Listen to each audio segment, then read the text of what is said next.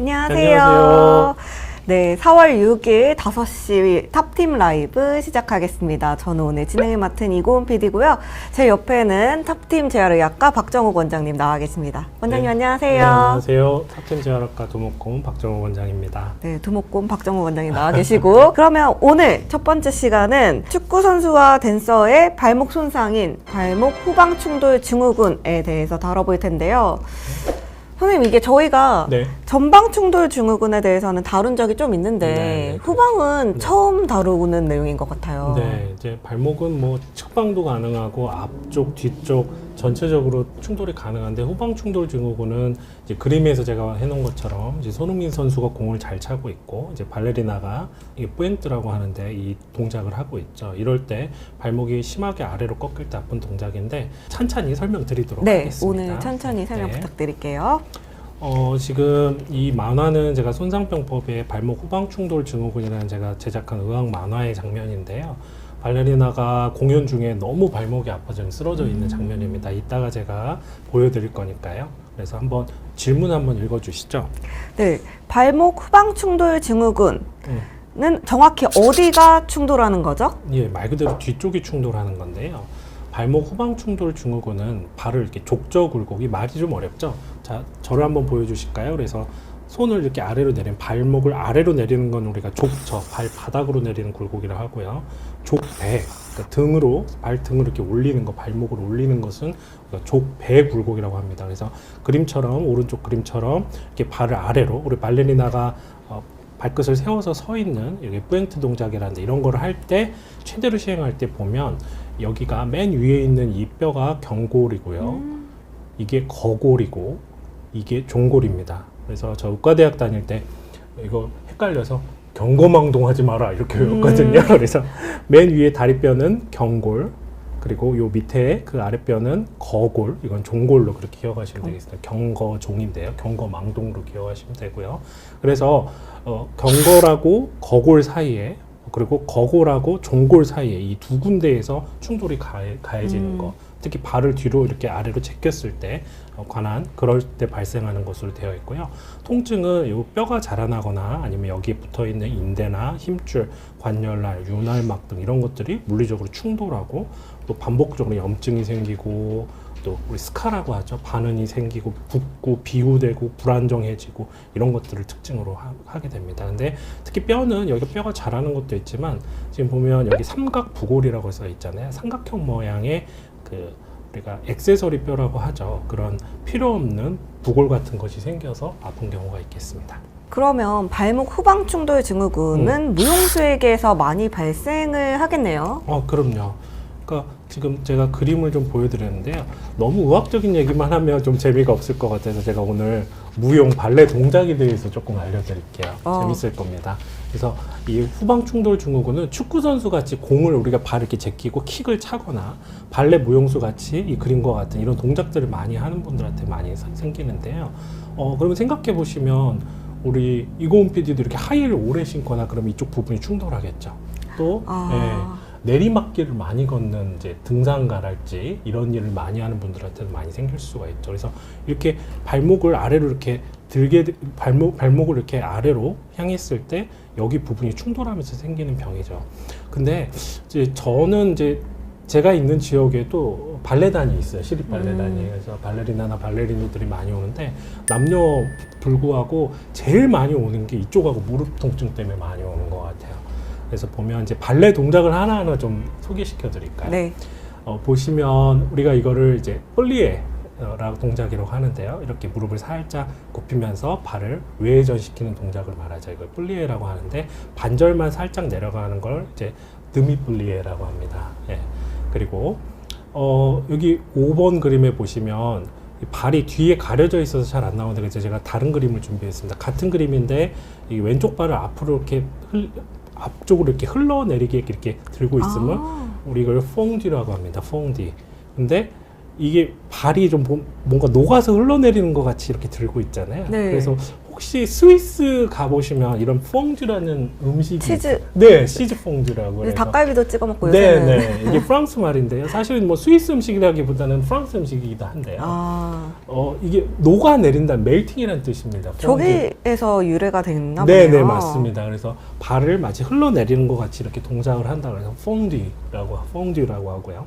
예, 이가 붙으면 음식이 됩니다. 네, 그리고 이게 발이 이렇게 들어올리는 거를 이제 가끔 뭐 업 이렇게 간단하게 표현하는 게 있는데 정확한 프랑스 말로는 헐레비 이렇게 발음하거든요. 프랑스 말로는. 근데 이거를 이제 잘 모르는 사람들 이제 르레베 뭐 이렇게 말하는데 정확한 프랑스 발음은 헐레비가 이렇게 되겠습니다. 헐레비라고 발음을 하고요. 한번 해볼까요?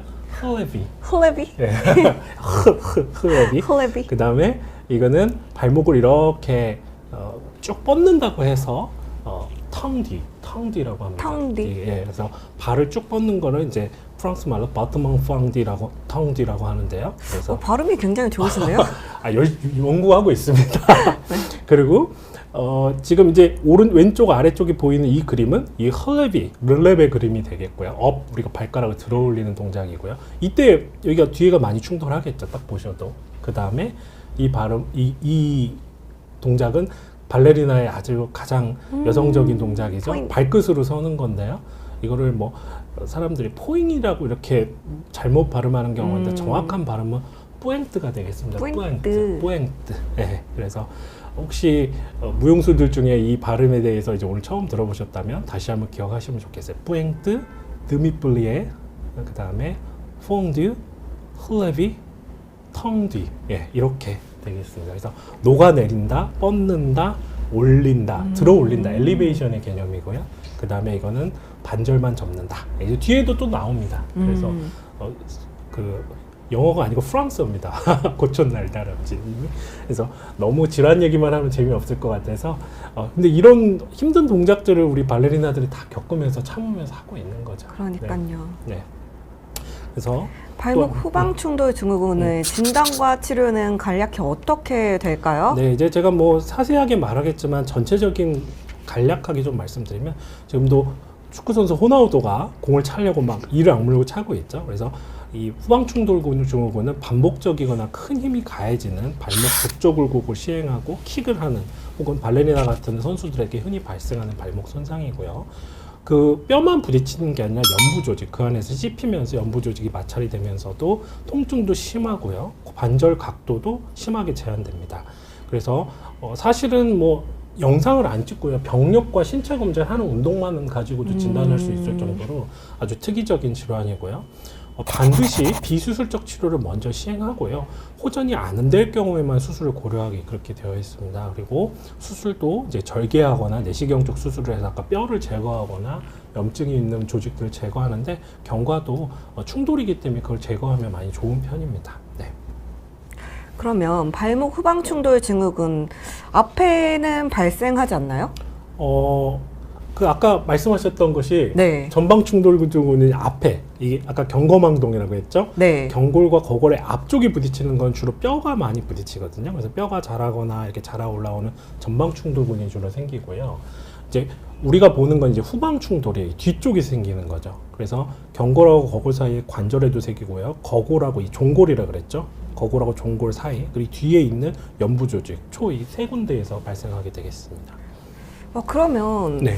후방 충돌 증후군 같은 경우에는 이제 네. 축구 선수나 댄서 분들도 많이 네. 발생할 수 있는데 일반인들 중에서는 저같이 저는 힐을 굉장히 네, 많이 네. 신거든요. 네. 그래서 저는 힐 신고서 언덕도 굉장히 잘 올라가는 편인데 네, 네, 네. 그럼 저 같은 사람에게도 발생을 할 수 있는 할 수는 있는데 많지는 않아요. 많지는 않아요. 그 이유를 설명드릴게요. 지금 우리가 봤던 이 거골만 딱 떼가지고 따로 보면은요, 이런 그림이 보입니다. 그래서 이쪽이 이 거골을 위에서 바라본 건데요. 이쪽이 바깥쪽이고 안쪽인데 이 그림은 기억을 해주셔야지 저랑 계속 좀 쫓아가실 것 같아요. 그래서 이 거골의 후방, 이쪽이 뒤쪽이거든요. 여기가 앞쪽이고요. 이쪽이 발가락 있는 쪽, 이거 바깥쪽, 안쪽이 되겠습니다.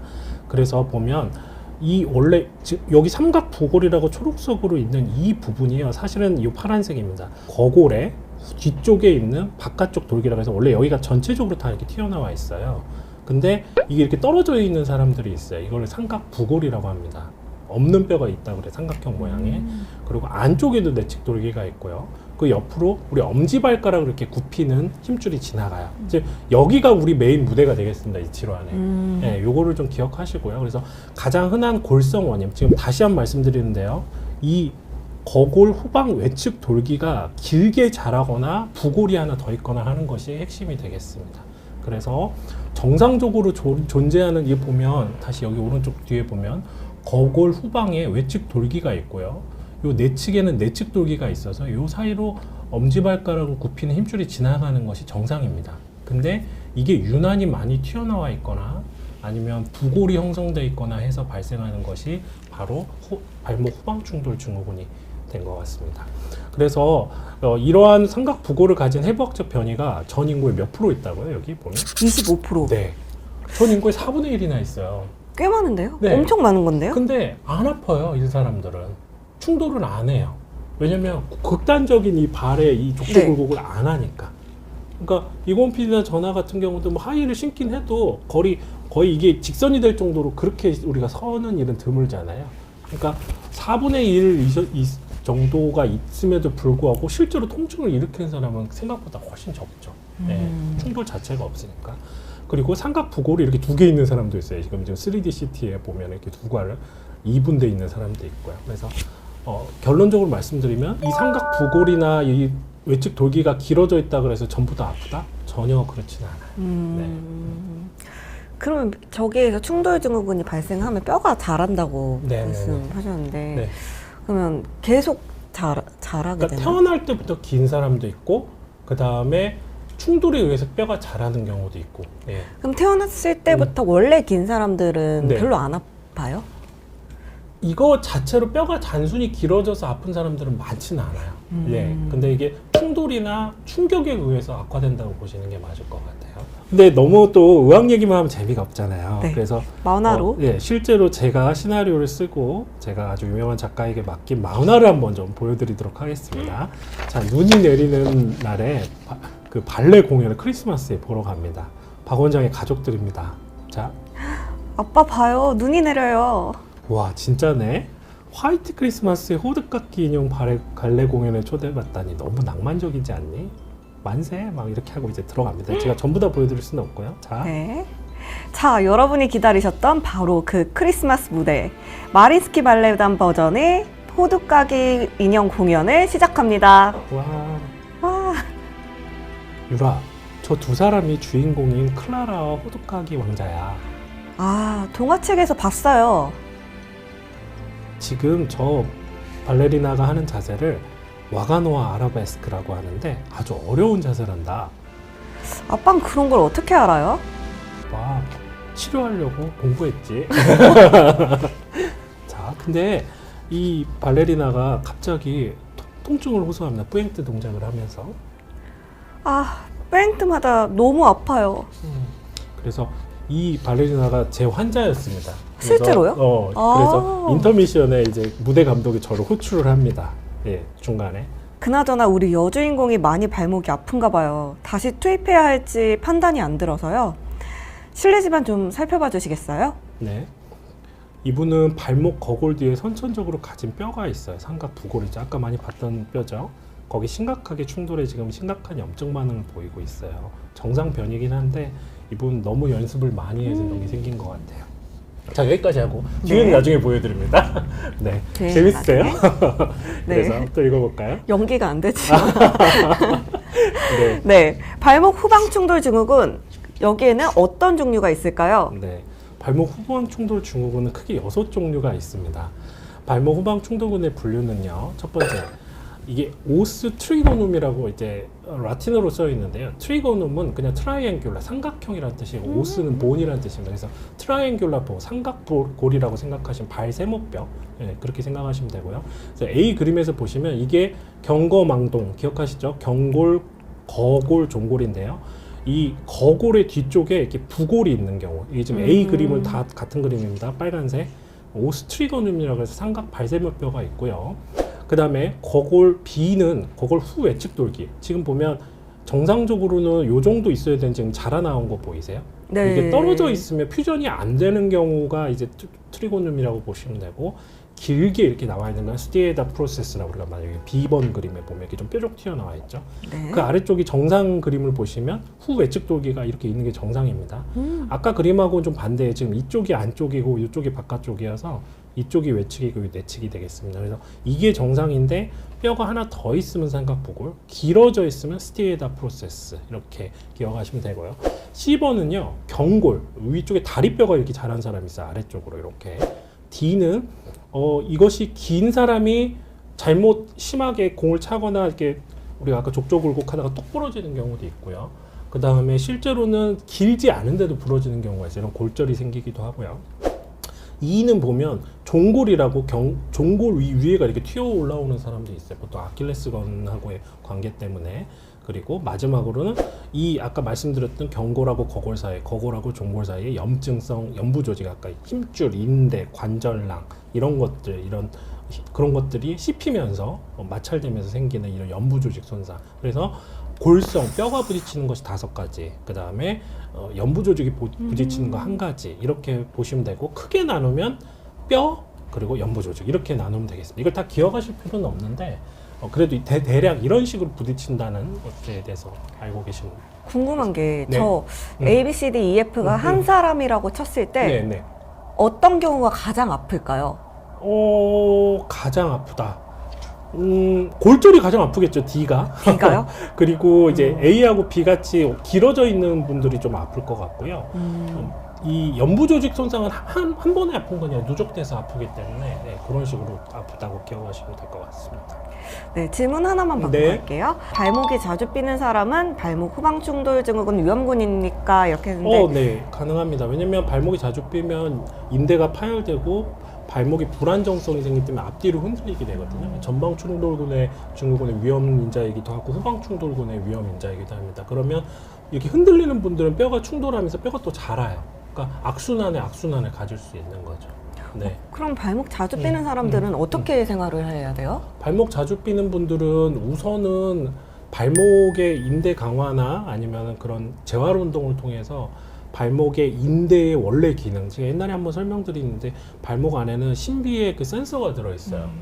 그래서 우리가 발목을 삐려고 하면 발을 탁 돌려놓잖아요. 네. 근데 그 센서가 망가져 버려요. 그래서 발목이 돌아가는 걸 뻔히 보면서도 이렇게 쏙 돌아가 버리거든요. 그러니까요. 그래서 그 기능을 되살리고 재활 운동을 통해서 십시일반 다른 걸 되살리든지 아니면 인대의 재생치료를 통해서 인대를 확보를 해야죠. 그리고 바닥 같은 걸 잘 보고 그냥 핸드폰 보고 걸어가다가 많이 다치고 계단 같은 거 조심, 항상 시각적으로 보상해주고 해야죠. 그래서 발목은 정말 중요한 부위예요. 우리 뭐 네. 발목 안 뼈본 사람은 없겠지만. 네. 삼각부골 증후군이 있으면 발목 후방 충돌 증후군이 항상 발생할까요? 제가 아까 말씀드렸듯이 튀어나온 분들은 위험성은 높지만 항상 그런 건 아닙니다. 그래서 발목에 큰 힘을 쓰는 운동선수, 무용수들 이런 분들한테 좀 많이 발생하고요. 그 다음에 반복적인 미세 외상이 여기에 이 부분에 충돌에 의해서 발생하게 됩니다. 그래서 골절도 생길 수 있고, 아까 이게 보면 뼈가 이렇게 실제로 자라있는 사람이 있고요.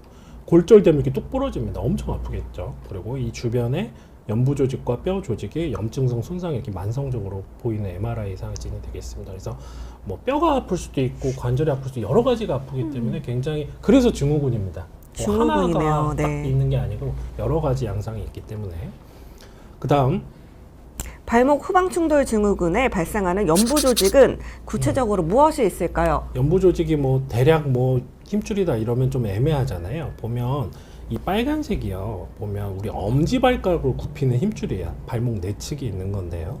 이걸 싸고 있는 이 인대 같은 지지대라 레티나큘럼 지지대가 있는데, 아까 보여드렸던 그 거골의 이 튀어나온 후방 외측 돌기가 이 부분이거든요. 그래서 얘가 여기에 부딪혀요. 힘줄이 엄지발가락을 굽혔다 폈다 할 때 긁히겠죠.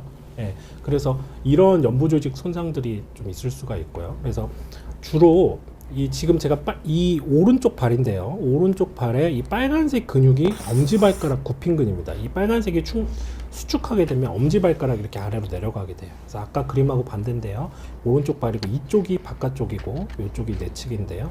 이 빨간색을 이렇게 노란색을 이렇게 잘라서 보면 엄지 굽힌금 힘줄이 이렇게 보이게 되죠. 그래서 여기에 튀어나온 삼각부골이나 여기가 튀어나온 걸 스티에다 프로세스라고, 아까 길어진 걸 스티에다 프로세스라고 하는데 그것이 충돌하게 되죠. 그래서 가장 많은 것 중에 하나가 이 바로 엄지발가락 힘줄의 염증이 되겠습니다. 네. 그래서 엄지발가락 힘줄을 제외하고 또 뭐가 있냐면요. 우리 발 안쪽에 보면 삼각인대라 그래서 뒤쪽에 있는 이런 인대가 있어요. 요 인대인데요. 이쪽에도 염증이 많이 생기고요. 그리고 지금 발목 뒤에서 바라봤을 때 이런 여러 가지 인대들이 있거든요. 그래서 이게 아까 말한 삼각부골인데 이것들이 충돌하면서 관절랑, 인대, 힘줄 뭐 이런데 전부 다 비호되고 염증이 생기고 씹히다시피 그런 것들이 반복될 수가 있겠습니다.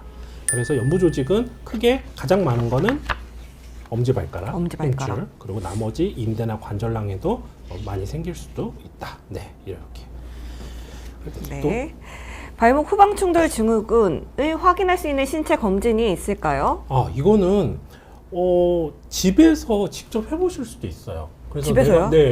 지금 방송을 듣고 있는 시청자분들이 나 혹시 후방 충돌 증후군 아니야 하면 집에서 다른 제3자만 있으면 해볼 수가 있습니다. 첫 번째 테스트 1이라고 하는데요. 이거 보면 이건 스러스트 테스트라 가지고 발목을 저렇게 잡고 이렇게 앞뒤로 이렇게 막 밀어보는 거예요. 이렇게 보이나요? 제 손이 네. 지금 막 보이나? 이렇게 발을 막 밀어보여 힘을 줘서 막 이렇게. 그랬을 때 여기 뒤에가 충돌하겠죠. 네. 발을 약간 족저굴곡한 상태에서 합니다. 근데 저희가 만약에 충돌 통증이 막 심하게 느껴진다면 이제 검사 양성의 가능성이 있는 거고요. 근데 두 번째는 누워가지고 발을 아래쪽으로 이렇게 비트는 거죠. 예. 예. 그래서 이때도 통증이 있으면 그 발목 후방 충돌 증후군을 의심하는 거고요. 세 번째는 이걸 이제 턴아웃이라고 하는데요. 발레에서는 이제 피싱 동작 중에 하나인데 발목을 이렇게 의도적으로 과회전했을, 외회전했을 때 이 발목 이 부위에 통증이 느껴지면 발목 후방 충돌일 가능성이 있죠. 근데 이 세 가지는 약간 그 우리 특이도가 떨어져요. 그러니까 네. 위양성이나 위음성도 많이 나오고 확실치가 않아요. 그래서 가장 확실한 방법도 제가 알려드리겠습니다. 가장 확실한 방법은 이렇게 90도 굽힙니다. 그래서 종아리로 인한 보상을 완전히 없앤 다음에 발목을 90도로 꺾어주는 거죠. 이렇게 했을 때 통증이 느껴지면 이거는 거의 후방 충돌 증후군을 시사를 하고요.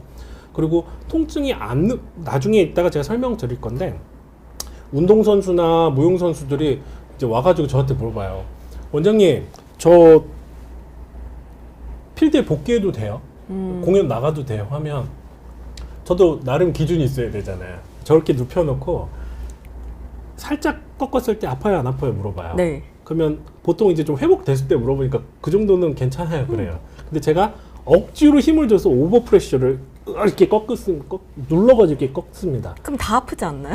아니죠. 그게 체중이 걸렸을 때 그 정도 네. 힘이니까. 그 했을 때 괜찮으면 실제로 복귀시킵니다. 근데 그렇게 했을 때 소리가 나면 안 돼요. 이렇게 나가는 거죠. 그래서 실제로 이건 뭐 제가 지어낸 게 아니고 책에 있는 내용입니다. 그래서 보면 추가적인 압력을 가했을 때 그걸 버티지 못하면은 그거는 이제 복귀를 못하는 그런 적응증이 되겠습니다. 그래서 아까 말씀드렸듯이 이 내측의 엄지발가락 굽힌근은 보면 엄지발가락을 굽혔을 때 지금 보면 엄지발가락을 굽히면 통증이 좀 심해지는 경우가 있어요. 그래서 아까 제가 삼각부골이나 뼈가 자란 경우에는요 조금 두 개가 달라요. 둘 다 후방충돌 증후군인데 엄지발가락 쪽에 염증이 있으면 발목이 안쪽, 아킬레스건의 좀 안쪽이 깊은 곳이 아프고요. 뼈가 아프면 아까 외측 후방돌기라 그랬잖아요. 좀 바깥쪽이 아픕니다. 이거에 대해서 이제 설명드리도록 하겠습니다. 질문을 또 한번 네. 바꿔가 볼까요? 발목이 안쪽이랑 바깥쪽이랑 어디가 더 재활에 오래 걸릴까요? 라는 안쪽 질문이 주셨어요. 바깥쪽보다는 부상의 정도에 따라 다르겠죠. 네, 뭐 앞이냐 뒤냐 옆이냐보다는 얼마나 불안정성과 부상의 정도가 크냐에 따라서 다른다고 보는 게 가장 맞을 것 같고요. 이제 또 한번 가볼까요? 발목 후방 충돌 증후군인데 엄지발가락 굴곡근 힘줄염. 예, 이게 보시다시피 A는 이 발목 후방 충돌근은 주로 골성 조직을 말하고요. 이것도 발목 후방 충돌 증후군의 일종이지만 이렇게 엄지발가락 쪽에 힘줄염이 많이 발생합니다. 이게 잘 몰라요. 네. 사람들이 생각도 잘 안 하는 질환입니다. 굉장히 어려운 질환인데 이 두 가지가 좀 차이가 있습니다. 엄지발가락 굴곡근 힘줄염은 제가 아까 다 말씀드렸습니다. 발목 좀 안쪽에가 여기가 아프고요. 앞통도 이 안쪽에가 심합니다. 그리고 엄지발가락을 굽히거나 뭔가 내가 발을 밀거나 할 때 통증이 악화돼요. 그거를 토마센 사인이라고 하고요. 그 다음에 이 보면 이 빨간색이 엄지발가락 힘줄이거든요. 네. 예. 근데 이 앞쪽에 있는 이 근육이 바로 후경근 힘줄이에요. 그러니까 둘이 거의 위치가 비슷해서 이 힘줄염으로 오인되기도 좀 많이 합니다. 근데 발면에 골성, 뼈에 의한 발목 후방 충돌 증후군은 아까 후방 외측 돌기에 부딪힌다 그랬잖아요. 그래서 발목의 안쪽이 아니라 바깥쪽, 후 외측에 뼈 뒷면에서 좀 많이 아프고요. 그리고 비골이라고 하는데요. 이제 이것이 비골이거든요. 이 비골 쪽에, 이쪽이 바깥쪽입니다. 여기 뒤에서 압통이 생기고, 엄지발가락이 움직인다면 발을 족저굴곡, 발을 아래로 심하게 내렸을 때 악화가 되고요. 이 비골 뒤에 이 보시면 이게 세 번째 그림 보시면 이게 비골이거든요. 뼈. 이 비골 뒤에 이렇게 힘줄이 하나 지나가요. 여기 뒤에. 네. 이 비골 뒤에 실제 통증 부위는 이쪽인데 비골이 여기 지나가기 때문에 비골 힘줄염으로 잘 오인됩니다. 그러니까 안쪽은 후경골근 힘줄염으로 잘 오인되고 이쪽은 비골 힘줄염으로 잘 오인돼요. 그래서 사실 너무 많은 구조물이 있기 때문에 저걸 정확하게 파악하려면 미리 다 이런 생각들 하고 이거는 아니고 저건 아니고 이렇게 가려야 되는데 그게 쉽지가 않죠. 의사들한테도. 네, 그런 특징이 좀 있어요. 그래서 한 번 더 또 질문 읽어볼까요? 발목 후방 충돌 증후군에서 엄지발가락 굴곡근 힘줄염 외에 더 자주 오인되는 질환이 있다면서요? 네, 방금 제가 엄지발가락 힘줄염을 말씀드렸는데 보면 아킬레스 건염입니다. 답은. 아킬레스 네, 건염이요? 우리 아킬레스 힘줄염이 생기잖아요.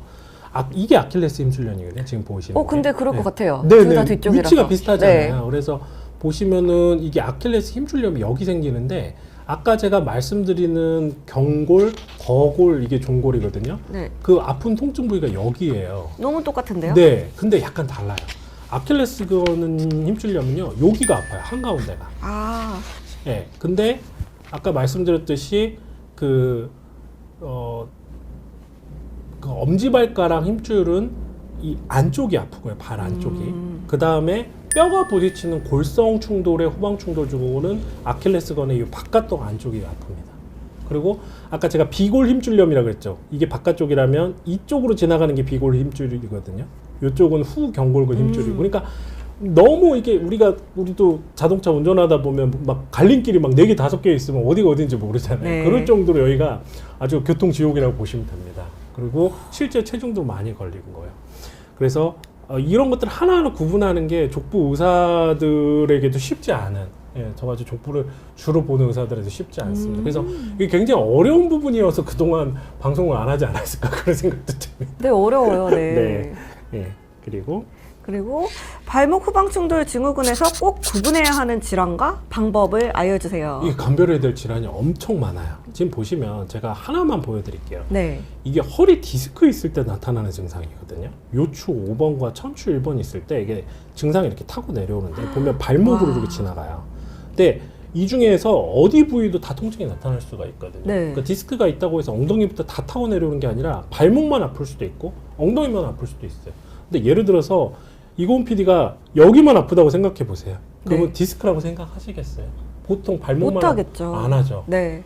이거 나 발목에 무슨 일이 생겼는가 보다 이렇게 생각을 하죠. 그래서 사실은 디스크까지 감별을 해야 되는 어마어마한 질환인 거죠. 그래서 보면 이 감별이 될 질환이 사실 이거보다 더 많은데 제일 대표적인 것만 준비했는데 아까 아킬레스건 힘줄염이 비슷하겠죠. 그 다음에 비골근 힘줄염, 제가 아까 요거 말씀드렸었습니다. 비골근 힘줄염하고 비슷하다. 근데 발목 터널 증후군이라 이것도 안쪽에 신경이 눌리는 거고요. 손목 터널 증후군처럼. 그다음 비복신경이라고 이 감각신경도 눌리는 경우가 있고요. 제가 아까 말씀드렸던 디스크나 신경뿌리병증에 의해서도 발생합니다. 이거를 다 이렇게 신체 검진을 해내야 돼요. 네. 그러니까 발이 아프다고 해서 의사들이 발만 보지는 않아요. 그래서 굉장히 어려운 것들이 있고요. 이것들을 다 이렇게 제가 지금 다 이걸 번역을 해서 제가 써놨는데 이거를 다 일일이 확인하는 신체 검진들이 다 있답니다. 그래서 환자분들은 오면 항상 너무 영상 검사를 많이 하려고 하거든요. 뭐 MR을 찍어봐야 되나요? CT를 찍어봐야 되나요? 아니면 뭐 초음파를 엑스레이 찍어. 근데 사실은 이 발 쪽은요, 엑스레이나 이런 영상 검사도 중요하지만 사실은 이런 신체 검진이 더 중요합니다. 예, 그래서 그거에 따라서 어떤 임프레션을 가지고 이것일 것이다를 확인하기 위해서 영상을 찍는 거지 영상을 찍어서 모든 걸 확인하는 건 아니라는 거 정말 다시 한번 말씀드립니다. 네, 진짜 핑크솔트님께서도 구분하기 너무 어렵겠네요. 라고 말씀 주시는데. 족부가 어렵습니다. 네. 또 발목 후방 충돌 증후군이 소아에게서도 발생을 할까요? 가끔 이제 소아에서 발목 후방 충돌을 의심하는 경우가 이제 소아들은 뼈가 다 자라지 않아 있기 때문에 그리고 어렸을 때부터 삼각 부고를 가지고 있는 경우도 많거든요. 네. 그래서 그런 경우는 많지는 않고요.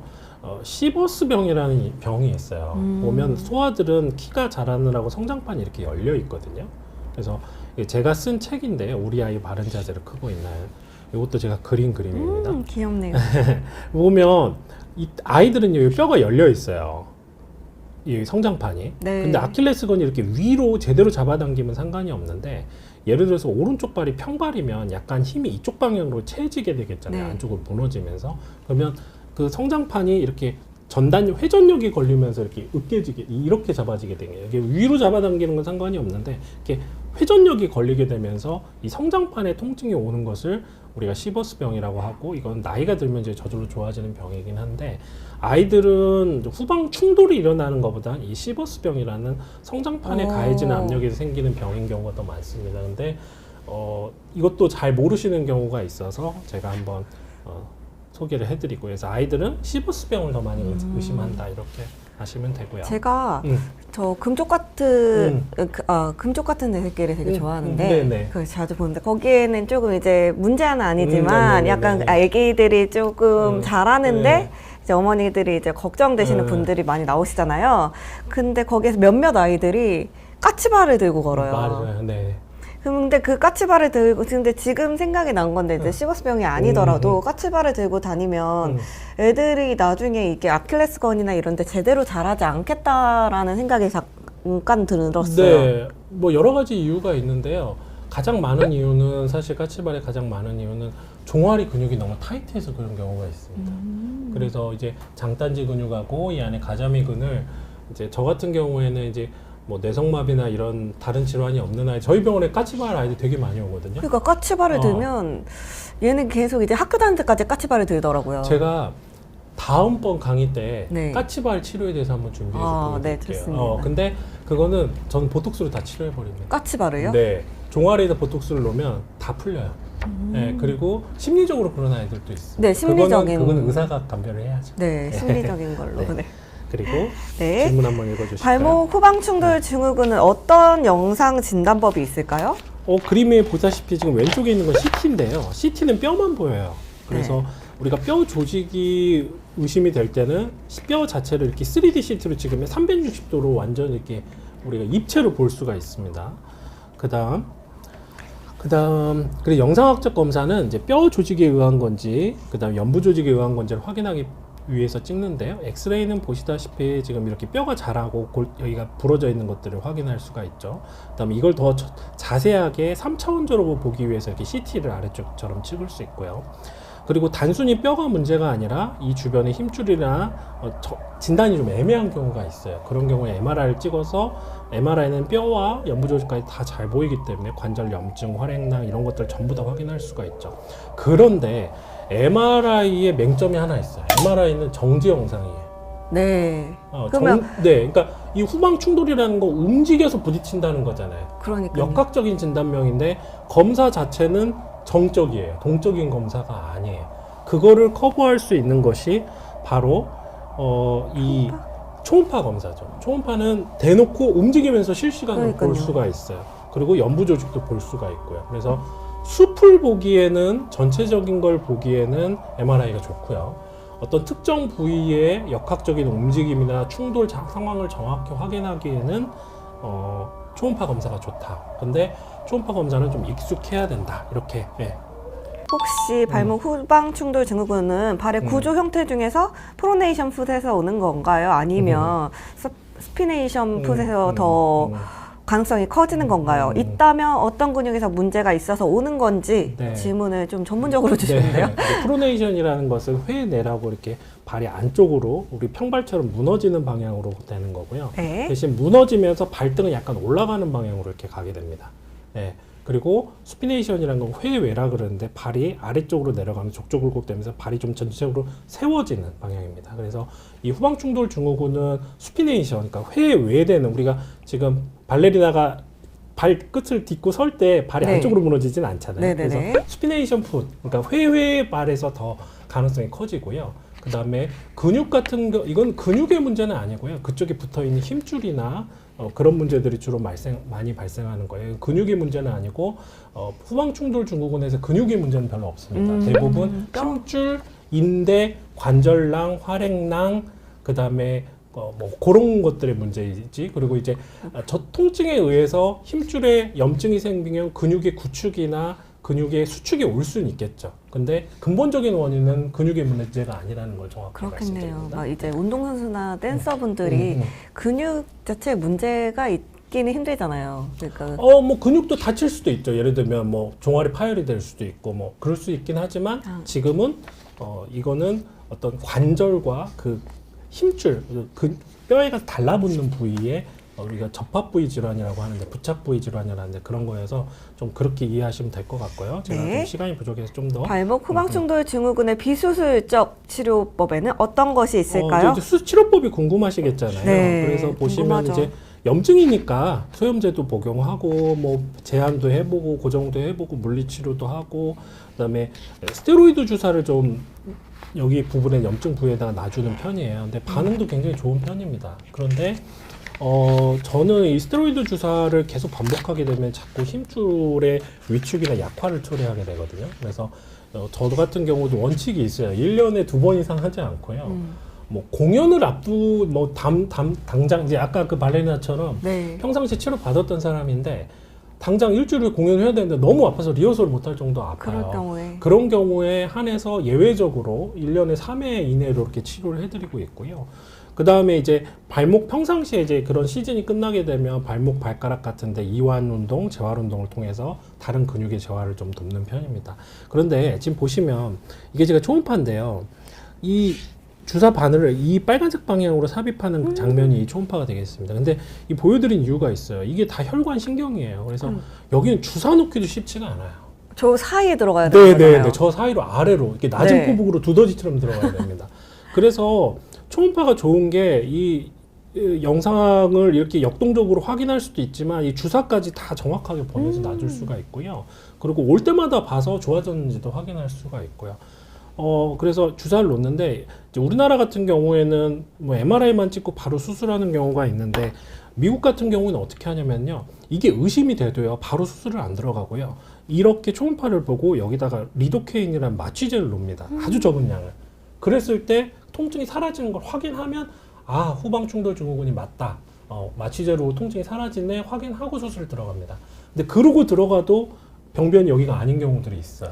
아까 워낙 갈림길이 많기 때문에 막 내비게이션 보고 막 다른 사람 의견 듣고 막 내 모든 아이디어를 총동원해서 갔는데 길을 우리가 못 찾을 때가 있잖아요. 그쵸. 맞습니다. 이거 똑같습니다. 의학도. 그래서 최대한 그런 실수나 우리의 그 미스언더스탠딩을 줄이기 위해서 하지만 그래도 쉽지가 않습니다. 그래서 저는 그래서 환자들한테 이 스테로이드 주사는 정말로 아껴서 그렇게 쓰고요. 대부분은 그냥 재활하세요가 아니라 여기다가 이제 인대나 힘줄이나 어떤 특정 부위를 정확하게 초음파로 찾을 거나 이렇게 타겟팅 할 수가 있기 때문에 한 1mm도 틀리지 않게 들어가서 조직재생 주사를 주로 많이 내줍니다. 그래서 재생을 시켜서 수술을 피하도록 저는 그렇게 많이 하고 있고요.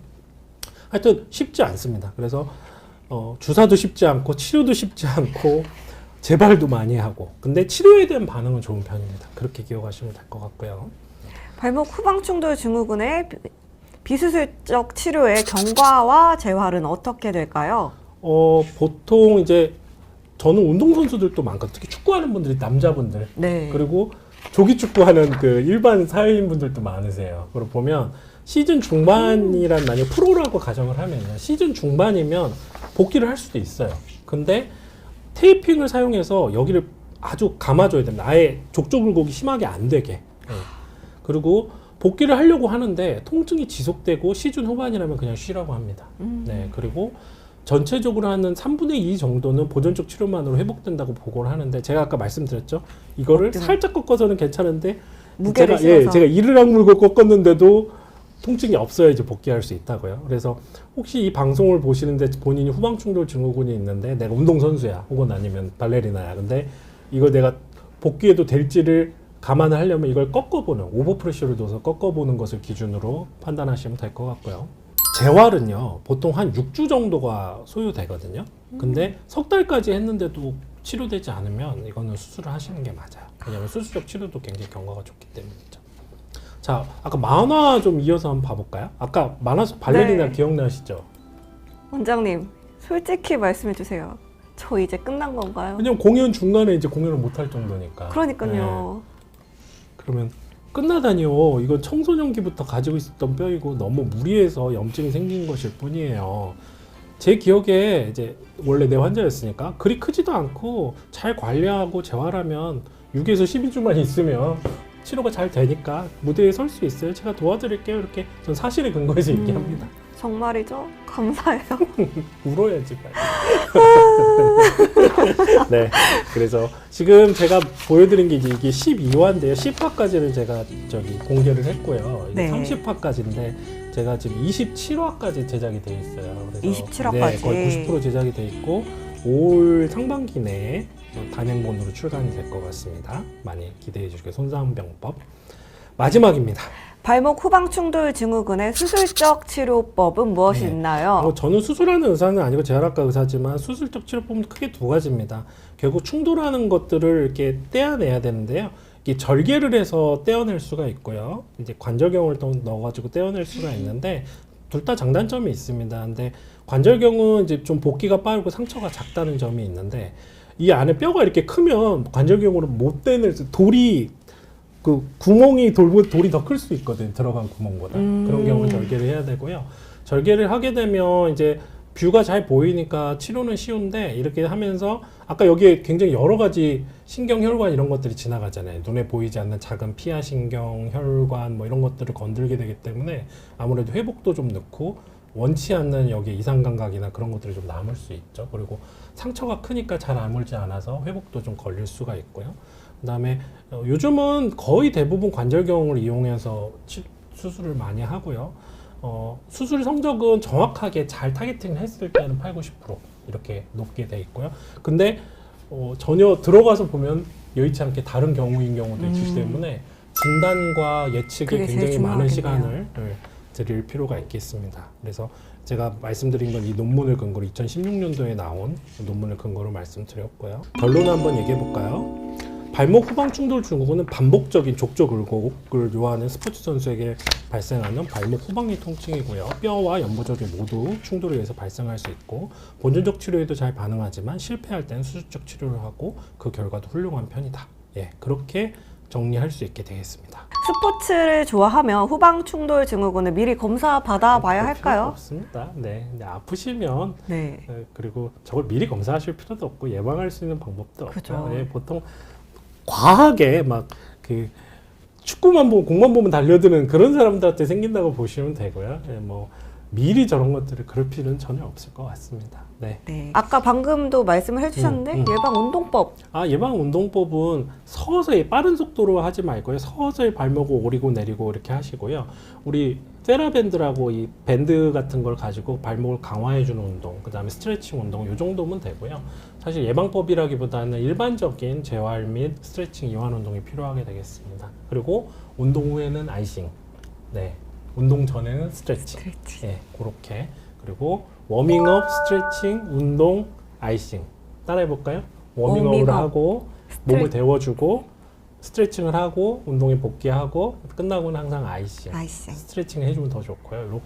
이렇게 하시면은 큰 부상 없이 스포츠를 잘 누리실 수 있겠습니다. 일반인들은 라이싱을 어떻게 집에서 할까요? 그냥 찬 수건으로 잡거나 그렇게 그냥 되고요. 압박하고 붕대 같은 걸로 좀 감아주고 스트레칭 싫은데 안 하면 스트레칭을 안 하면 모든 운동의 네. 기본 스트레칭이라고 말하는 이유가 다 있겠죠? 그렇죠. 뭐 우리 애들 근육을 우리가 노동을 시키고 휴가를 안 주면 네. 우리도 일주일 내내 일만 시키고 휴가를 안 주면 안 되겠죠. 네. 근육의 입장에서 그럼 근육 파업하겠죠? 그렇죠. 거의 그런 개념이라고 보시면 됩니다. 그래서 스트레칭을 안 한다는 거는 휴일을 안 준다는 말과 같습니다. 네. 근육이 파업하기 전에 스트레칭을 해주시는 게 더 좋겠죠? 네. 그러면 저희는 여기서 인사를 네. 드릴게요. 네. 그러면 여러분 시청해주셔서 감사합니다. 안녕히 계세요.